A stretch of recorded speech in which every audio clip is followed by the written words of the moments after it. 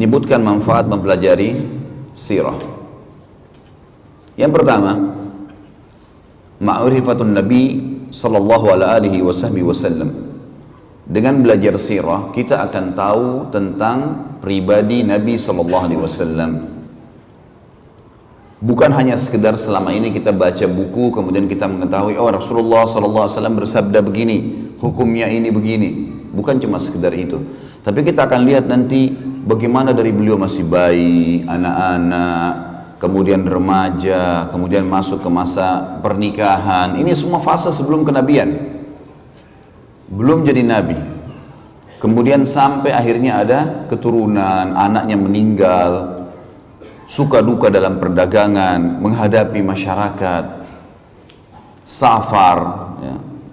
Kemudian baru kita masuk ke masalah penobatan kenabian dan prosesi setelah itu dalam 23 tahun sisa umur beliau. Setelah umur 40 tahun dinobatkan jadi nabi, 13 tahun fase Mekah semuanya dengan cobaan. Sedikitnya orang yang beriman, gitu kan. Yang beriman dengan 13 tahun berdakwah di Mekah itu hanya 153 orang dari sekian ribu orang. 13 tahun berdakwah. Bagaimana suka dukanya sehingga para dai bisa mengambil pelajaran. Kita juga bisa mengambil pelajaran. Ternyata Nabi SAW manusia biasa. Beliau makan, beliau minum, beliau tidur, beliau senang, beliau sedih, beliau menghadapi suka duka kehidupan. Dan itu semua manfaatnya adalah agar kita menjadikan beliau sebagai suri tauladan. Tinggal mudah, ciplak hidupnya baginda Nabi SAW akan selamat. Semuanya, cara makannya, tidurnya, berpakaian, bergaul, berumah tangga, berekonomi, berpolitik, segala macam hal kita akan bahas panjang lebar dalam masalah As-Sirah Nabawiyah ini. Kemudian juga fase 10 tahun di Madinah, akhir hidup beliau sallallahu alaihi wasallam, di mana fase itu penyempurnaan kehidupan. Penyempurnaan kehidupan. Sebagaimana sering saya bahasakan kepada teman-teman kita di zaman sekarang, banyak di antara ikhwah dan akhwat semangat sekali ingin supaya ada negara yang berbasis Islam. Tapi mereka mengkhayal di satu sisi, kalau akan ada seorang presiden doktor dari Madinah misalnya, atau seorang yang hafal Quran, atau mungkin ulama, semua menterinya ulama, maka tidak akan ada pelanggaran agama di negara kita. Ini keliru sekali. Tahu kenapa keliru teman-teman sekalian? Karena ada orang yang merupakan pimpinan kita dan utusan Allah telah dijadikan pelajaran oleh Sang Pencipta 10 tahun kehidupan beliau di Madinah. Kehidupan Madinah ada 4 golongan manusia yang hidup di zaman Nabi SAW. Yang pertama adalah orang-orang kafir. Kita tahu di Madinah ada 3 suku Yahudi, Qainuqa, Nadhir, dan Quraidah. Qainuqa, Nadhir, dan Quraidah. 3 suku ini yang sekarang banyak, di antaranya yang banyak menyebar di seluruh dunia termasuk di Israel ini. 3 suku ini Nabi SAW berinteraksi dengan mereka. Ada transaksi jual beli, ada juga transaksi utang piutang Nabi SAW dengan beberapa pendeta, ada dakwah Nabi SAW mengajak mereka masuk Islam. Setelah masuk Islamnya salah satu dari mereka namanya Abdullah bin Salam, nanti akan kita jelaskan semua itu. Kemudian kisah bagaimana pada saat kiprah beberapa orang Yahudi yang masuk Islam akhirnya terbunuh mati syahid di perang Uhud, yang banyak orang tidak mengetahui, gitu kan. Kemudian juga bagaimana Nabi SAW akhirnya mengusir mereka dari Madinah karena pengkhianatan mereka.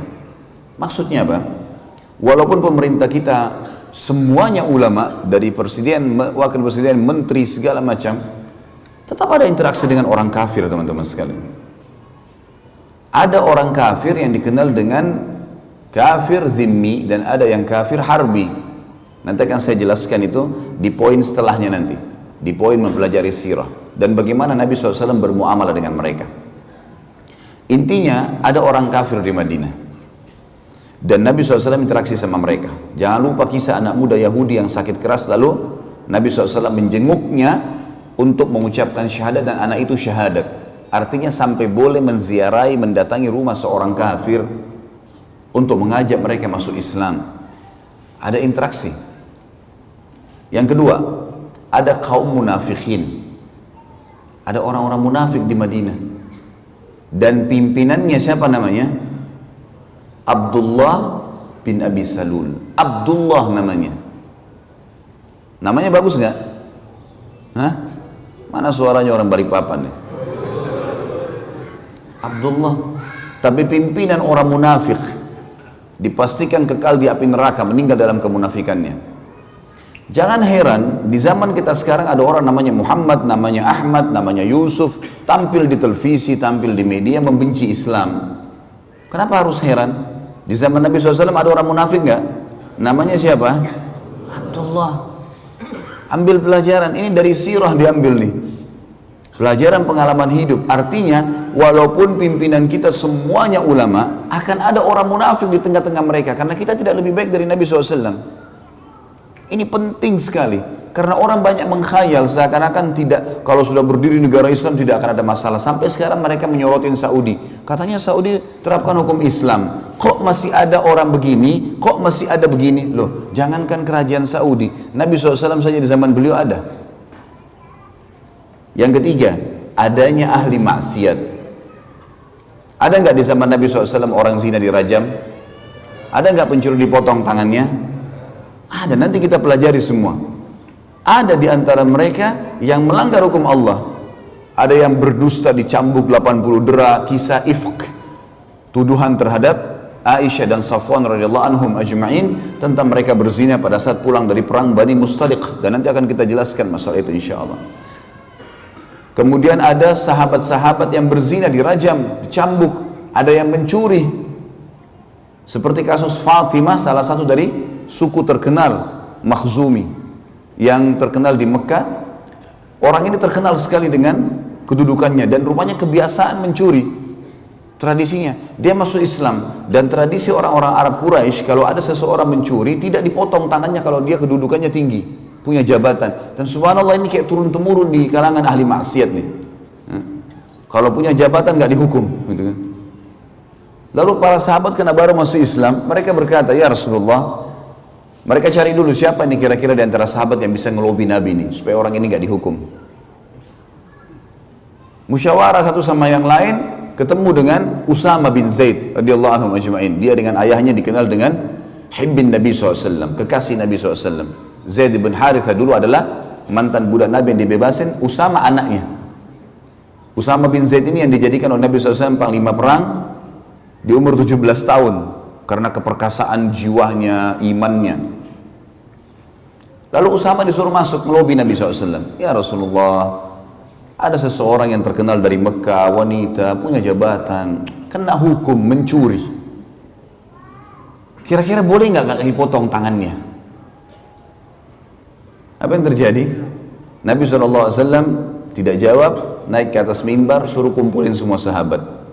Begitu ngumpul, kata Nabi SAW, telah sampai setelah tahmid dan salawat untuk diri beliau SAW, beliau mengatakan, telah sampai kepada saya, ada seseorang di antara kalian karena punya jabatan yang tinggi atau punya kedudukan di sukunya, mencuri, nggak mau diterapin hukum Allah. Ketahuilah, demi jiwa Muhammad yang dalam genggamannya, maksudnya demi Allah, kalau seandainya Fatimah binti Muhammad, jangankan Fatimah yang itu, Fatimah anak saya, anaknya Nabi, anaknya Raja Muslimin pada saat itu, mencuri, saya akan potong tangannya. Nggak ada toleransi dalam Islam. Dipotong tangannya akhirnya. Ada sahabat yang berzina, ada sahabat yang mencuri, ada sahabat yang dusta, ada di antara mereka. Artinya ada usatul mu'minin, ada ahli maksiat. Maka teman-teman sekalian, fahamin pemerintah Islam bagaimanapun kuatnya, akan ada di tengah-tengah mereka ahli maksiat. Kita tidak lebih baik dari Nabi SAW. Tetapi berita gembiranya ada golongan keempat. Ada orang-orang beriman, dan ini yang mendominasi. Sehingga tiga kelompok yang pertama tidak bisa keluar dari koridor hukum Allah. Yang maksiat dihukum, ya, yang munafik diketahui. Lalu Nabi SAW sebutkan ciri-cirinya. Nanti akan kita pelajari di akhir sekali sebelum meninggalnya Nabi SAW. Ada pembongkaran kedok para munafikin. Si fulan munafik, si fulan munafik, si fulan munafik. Karena cirinya banyak, jelas. Pura-pura Islam tapi mereka kufur. Kemudian juga akan ada orang-orang kafir yang akan interaksi. Ulama sepakat mengatakan orang kafir tetap akan ada di muka bumi sampai menjelang hari kiamat. Nggak bisa lepas itu. Karena kata Nabi SAW, kiamat tidak akan terjadi kecuali pada orang-orang yang buruk atau kufur saja. Orang beriman semua akan meninggal dengan tiupan angin yang menerpah tubuh mereka. Sampai kata Nabi SAW, kalau seseorang dan kalian sembunyi di dalam gunung, maka angin itu akan masuk dan merenggut nyawanya. Sehingga tidak tertinggal kecuali orang kafir dan buruk di muka bumi, lalu kiamat terjadi pada mereka. Hadis jelas. Bagaimanapun antum mendakwai orang kafir, alhamdulillah ada yang masuk Islam misalnya, tapi tetap akan ada mereka. Dan fase mereka berhenti hanya di fase waktu Isa alaihissalam turun membunuh Dajjal. Pada saat itu, maka kata Nabi SAW, semua jalan-jalan kecil pun di muka bumi akan dimasuki Islam, baik dengan kemuliaan, dia sengaja memasuk Islam karena dia tahu kebenaran, atau penghinaan, artinya dia harus masuk Islam secara paksa atau akan dibunuh, sehingga tidak ada lagi orang yang tidak muslim di zaman Isa alaihissalam. Tetapi setelah Isa alaihissalam meninggal dunia, setelah matinya Ya'juj Ma'juj, tanda-tanda hari kiamat, maka manusia akan kembali kufur lagi dan mereka kembali menyembah berhala. Iblis akan menyuruh mereka menyembah berhala dan pada mereka lah terjadi hari kiamat itu. Berarti lihat teman-teman sekalian, bagaimana kita memahami sirah ini dan mengetahui kehidupan Nabi SAW penting sekali, luar biasa gitu ya. Pelajaran yang kedua, selain mengenal Nabi SAW, tentu nanti masuk juga dalamnya adalah mengenal fisik, kulit, warna kulit, postur tubuh, rambut ya, akhlak Nabi SAW, semua kita akan kenal. Bagaimana beliau berumah tangga, bagaimana menyelesaikan masalah-masalah rumah tangganya. Ada masalah, dan beliau pecahkan dengan kebijaksanaan, dengan kedewasaan. Bagaimana menghadapi tetangga yang selalu mengganggu, bagaimana menghadapi dakwah yang sedang menghadapi rintangan, bagaimana menghadapi pasukan musuh yang akan menyerang Madinah, bagaimana dan bagaimana. Kita akan ambil semua pelajaran dari pengenalan baginda Nabi sallallahu alaihi wasallam. Yang kedua, ma'rifatus sahabah ridwanullahi alaihim. Kita mengenal dengan belajar sirah siapa itu sahabat, manusia-manusia pilihan Allah yang telah menemani baginda Nabi SAW, yang telah menemani utusan yang terbaiknya, penutup para nabi dan rasul. Ini bukan manusia biasa teman-teman. Bayangkan kalau kita hidup di zaman fase Mekah dulu, nggak ada lampu, nggak ada media sosial kayak sekarang, nggak ada AC, panas. Antum sekarang Masya Allah belajar sirah di AC, di masjid Istiqomah yang besar seperti ini, lampu ada, terang, ada kamera merekam, bisa didengar kembali. Zaman dulu rumah dari tanah liat, Mekah dulu itu desa terpencil, nggak ada orang di dunia yang mau lihat Mekah itu, kecuali orang-orang beriman yang datang haji, itu pun jumlahnya masih sedikit. Dulu negara Persia dan juga negara Romawi tidak pernah terfikir menyerang Jazirah Arab, karena bagi mereka ini padang pasir, gak ada apa-apa, gak pernah mereka rebut. Padahal Jazirah Arab itu posisinya di tengah-tengah dunia. Kenapa mereka tidak terfikir menyerang? Karena padang pasir, gersang, gak ada apa-apa. Hasilnya maksimal yang paling banyak kurma. Mereka gak pikir serang itu. Coba antum bayangkan kalau antum hidup di fase itu, di perkampungan terpencil di muka bumi, ada orang buta huruf, nggak bisa baca, nggak bisa nulis, ngaku nabi dan harus beriman. Kira-kira jadi Abu Bakar atau jadi Abu Jahal? Hah? Sekarang gampang antum beriman, Quran sudah lengkap, masjid banyak, para dai-dai mubalik sudah banyak menyampaikan tentang hukum-hukum Islam. Tinggal ambil, belajar, amalin, mati, masuk surga. Mudah sekali. Zaman dulu teman-teman, turun satu ayat, turun dua ayat, dan ini kewajiban mematuhi loh, dan membela hidup mati. Nggak gampang pada saat fase Mekah itu, luar biasa dulu. Nanti kita lihat teman-teman perjuangan para sahabat bagaimana dalam sirah ini, bagaimana mereka di zaman itu tidak ada media bisa percaya. Bisa percaya, bisa yakin, bisa mengamalkan. Wajar itu, muhajirin dan ansar, Allah janjikan dan jamin buat mereka surga. Demi Allah pantas untuk mereka, pantas. perjuangan yang meninggalkan keluarganya, berkorban dengan hartanya, berkorban dengan darahnya. Kisah-kisah yang kadang-kadang subhanallah saya kalau pelajari kisah sahabat tidak sadar netes air mata di depan laptop saya itu.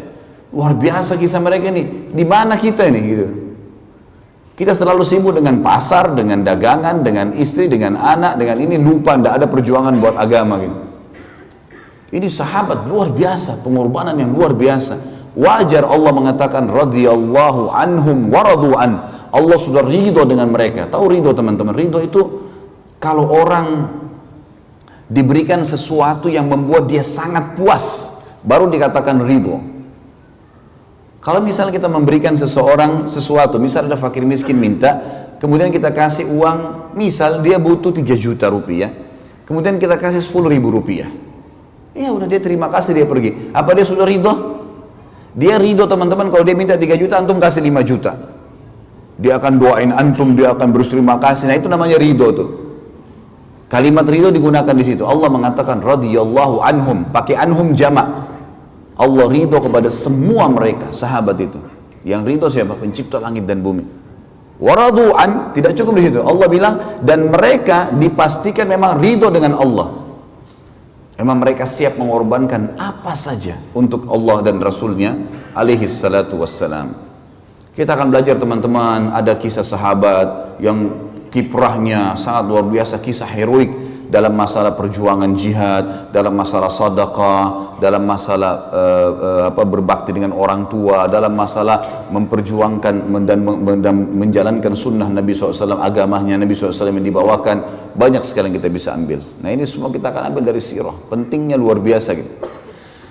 Yang ketiga, ma'rifatu sababun nuzulul Quran. Sababun nuzulul Quran, mengetahui dari sirah tentang sebab turunnya Al-Quran. Dari sekian 6.000 sekian ayat Al-Quran, saudaraku seiman, ada di antaranya ayat-ayat yang punya sababun nuzul atau sebab turunnya ayat.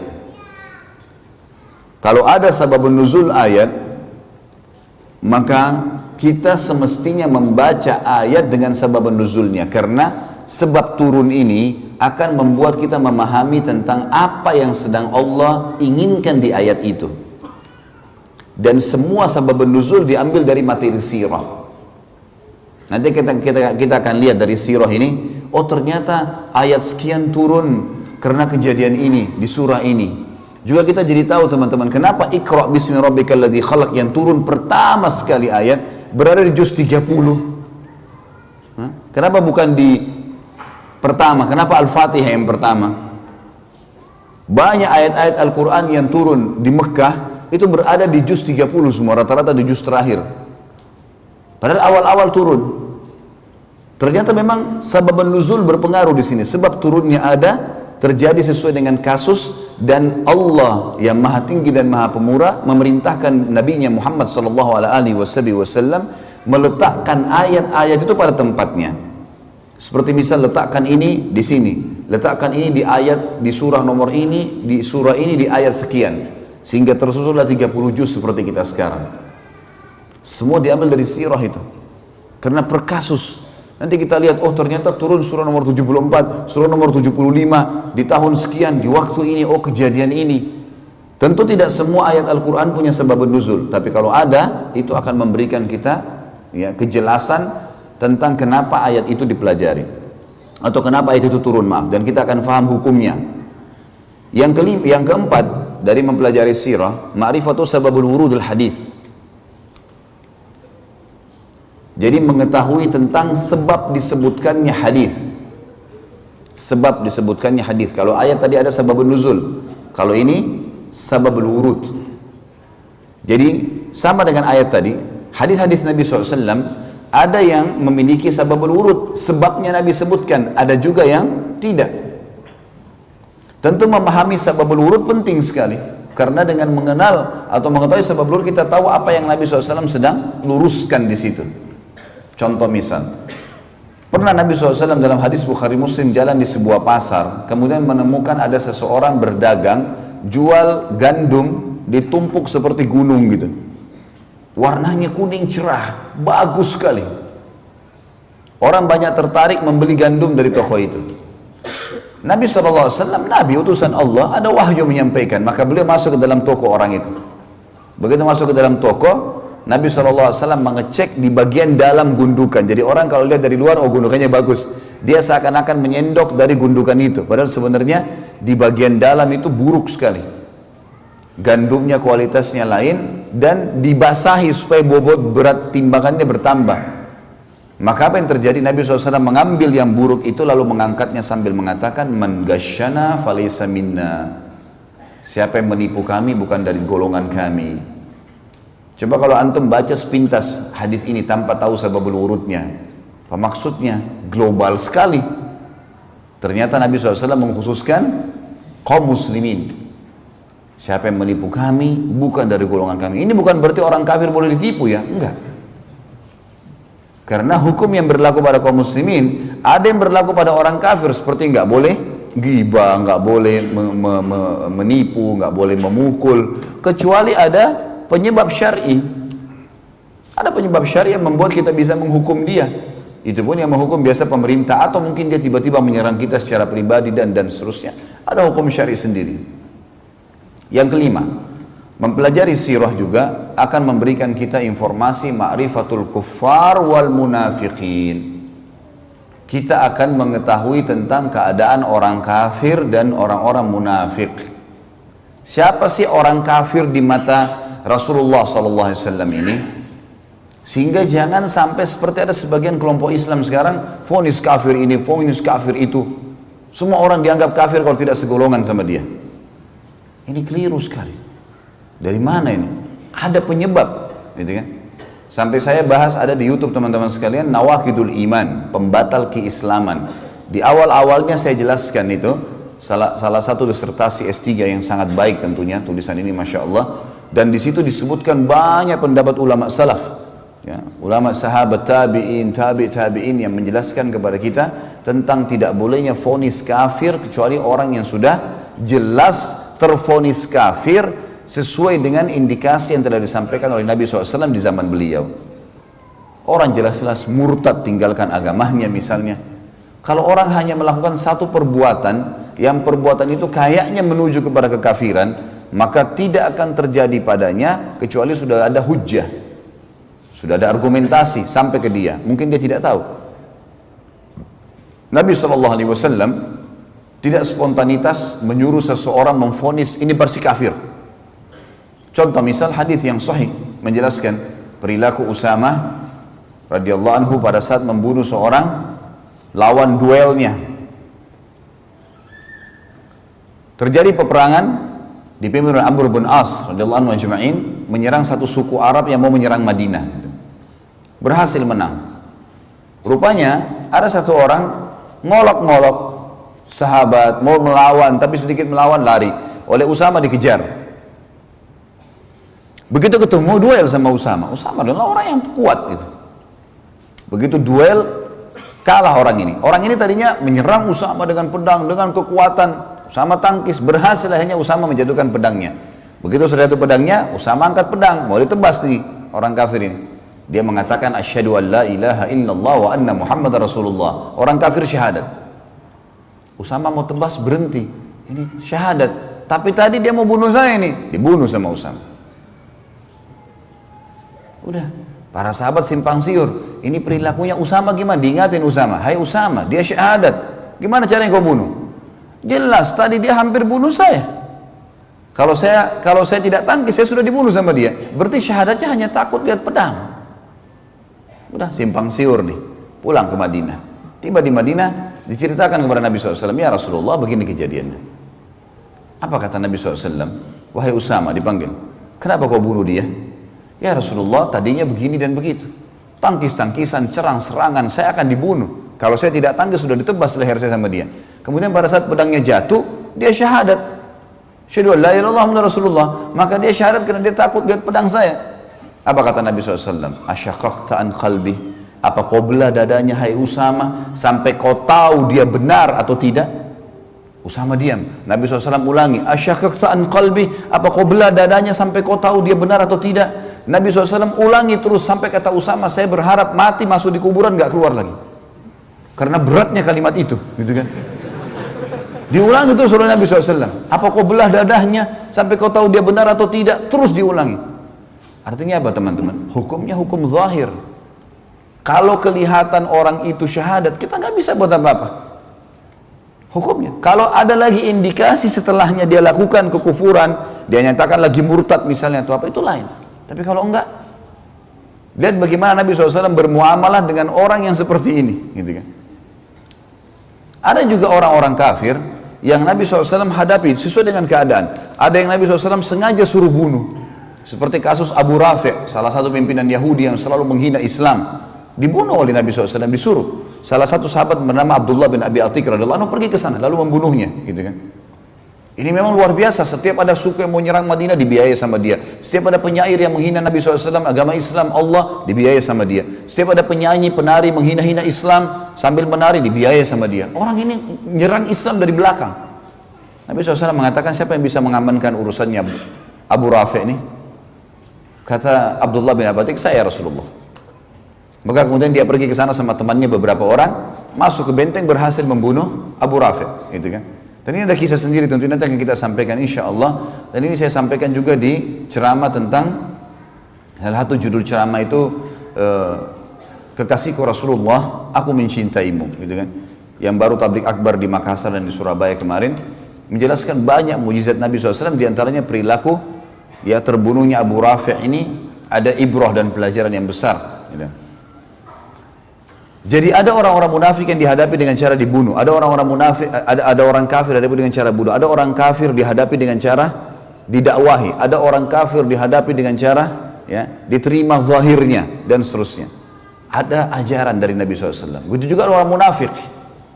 Jangan teman-teman, begitu kita tahu orang ini mungkin indikasi kemunafikan ada padanya, kan Nabi SAW mengatakan ya, tanda-tanda orang munafik 3, riwayatnya dikatakan 4 sampai dia meninggalkannya baru hilang sifat kemunafikan. Kalau dia berkata selalu dusta, kalau dia diberikan amanah berkhianat, kalau dia berjanji dia ingkari, dan yang keempat adalah kalau dia berdebat maka dia curang. Sekarang berapa banyak orang Islam di Indonesia yang cirinya 4 ini ada semua padanya? Hah? Saya nggak bilang di masjid ini ya, banyak orang. Ada orang subhanallah tiap hari dusta, udah kayak nggak ada nilainya. Cuma kita sulit bedain mana yang benar mana yang salah nih. Makanan dusta, pakaian dusta, kerja dusta, semua dusta. Apa yang bisa dipercaya nih? Sama istrinya, sama suaminya dusta terus. Apa ini? Tanda-tanda kemunafikan. Tapi bagaimana caranya kita vonis dan bagaimana bermuamalah? Kan kata Nabi SAW, pastikan dia munafik tulen sampai dia tinggalkan. Berarti ada jalan keluar. Kalau dia taubat, dia tinggalkan, keluar dari munafikan, gitu kan? Dan Islam tidak pernah melihat masa lalu seseorang. Ada di antara nanti orang-orang yang tadinya munafik, kemudian masuk iman dalam hatinya lalu pindah, betul-betul dia menjadi seorang mukmin. Ada. Nanti akan kita jelaskan juga dalam sirah. Bagaimana Nabi SAW bermuamalah dengan mereka? Waktu tersebar berita ifk, kedustaan bahwasanya Aisyah radhiyallahu anha berzina dengan Safwan, maka semua orang tahu penyebabnya Abdullah bin Abi Salul. Nanti ada ceritanya, unik sekali ceritanya itu. Maka begitu Nabi SAW sudah tahu, yang paling pertama berdiri Umar bin Khattab mengatakannya, Rasulullah izinkan saya tebas lehernya, bunuh aja orang ini, munafik. Dan Umar selalu setiap ada orang melanggar depan Nabi, ya Rasulullah izinkan, anda izinkan hilang kepalanya orang ini. Luar biasa kalau Umar hidup zaman sekarang, wah banyak sekali kepala yang hilang gitu. Apa kata Nabi SAW? Tidak, hai Umar, jangan sampai orang-orang ngomong Muhammad membunuh orang-orang yang hidup seakan-akan jadi sahabatnya gitu. Seperti ini munafik, jelas-jelas munafik, Nabi SAW tahu. Tapi kan dia berbaur dengan muslimin, seakan-akan dia bagian dari sahabat. Jangan sampai orang berkata Muhammad bunuh sahabatnya, sampai tersebar di setiap musuh Nabi SAW. Ayo, orang-orang Yahudi biasa bilang kalau sudah terdesak kita masuk Islam saja, karena Muhammad gak mungkin bunuh sahabatnya. Sampai tersebar itu sebuah konsep. Berarti ada cara menghadapi orang munafikin. Dakwahi, sampaikan. Bukan seperti orang kafir, misalnya ada yang dibunuh, nggak ada. Kecuali ada penyebab-penyebab syarikat, dia berzina, dirajam, atau dia misalnya membunuh maka dia dibunuh dan seterusnya. Jadi ada metode cara menghadapinya. Dan sirah mengajar kita dengan sangat detail. Bahkan kejadian di zaman Nabi SAW per individu, gitu kan. Serta pelajaran yang luar biasa teman-teman sekalian adalah Islam tidak pernah melihat masa lalu seseorang. Ini kalau teman-teman ikuti ceramah di YouTube ada judul yang saya angkat, iya inilah aku sekarang. Dakwah atau sebuah ceramah yang semoga Allah SWT ikhlaskan. Ini tujuannya untuk memberikan motivasi kepada ikhwah dan akhwat yang berubah. Gak ada aibnya. Dulu pezina, dulu pemabuk, dulu perjudi, dulu kafir, dulu memerangi Islam. Tapi setelah syahadat, selesai semua. Karena Islam tidak membenci individu seseorang. Yang dibenci adalah perilaku yang salah. Umar bin Khattab dulu benci sekali sama Islam. Umar bin Khattab itu kalau keluar, khusus keluar dari rumahnya waktu di Mekah untuk nyiksa kaum muslimin. Khusus. Keluar ganggu, pukul orang, siksa orang muslimin. Sampai waktu itu tersebar berita, kalau Umar kemungkinan masuk Islam. Kata beberapa sahabat apa? Kalau Umar syahadat, unta juga bisa syahadat. Kayaknya mustahil gitu, nggak mungkin. Tapi dia setelah syahadat, Islam nggak lihat lagi masa lalunya. Umar yang mengaku orang mengatakan saya seorang khamar, orang yang suka minum khamar, dan khamar banyak sahabatnya kan. Khamar itu banyak relasinya selalu ke khamar, zina, macam-macam judi. Memang perilakunya satu sahabat semua itu. Sama antum kalau hadir majelis ilmu, sahabatnya masjid, ya, sahabatnya Quran, sahabatnya kitab, memang begitu. Itu sahabatnya. Jadi kita kena satu sahabatnya kena semua itu. Ini. Makanya jangan buka pintu itu. Orang yang buka pintu kesalahan seperti orang yang ada di mulut jurang. Jangan coba-coba. Sekali tergerincir susah keluar. Kecuali mendaki, susah. Maka jangan coba-coba. Sementara keimanan dan jalan amal soleh ini semuanya jalan lurus, enak. Jalan mulus sampai mati, nikmatin makan, minum, tidur segala macam. Setelah itu mati masuk surga, abadi selamanya. Jadi ada metode menghadapi mereka. Dan yang terakhir teman-teman yang keenam mempelajari sirah adalah ma'rifatu dinul haniful Islam. Mengetahui tentang agama yang mulia Islam ini. Dari awal kisahnya. Dari awal turun wahyu pertama, wahyu yang kedua, yang ketiga, bertahap selama 23 tahun. Itu yang kita pelajari dalam sirah. Bagaimana proses agama Islam dari nol sampai akhirnya menjadi agama sekarang yang terbesar pengikutnya. Kalau orang betul-betul yang menganut Islam ini teman-teman sekalian karena dalam hatinya, dia tidak akan tinggalkan sampai mati. Karena dia sudah tahu ini kebenaran. Nah, kita akan lihat nanti historinya 23 tahun semuanya bagaimana Islam itu sempurna.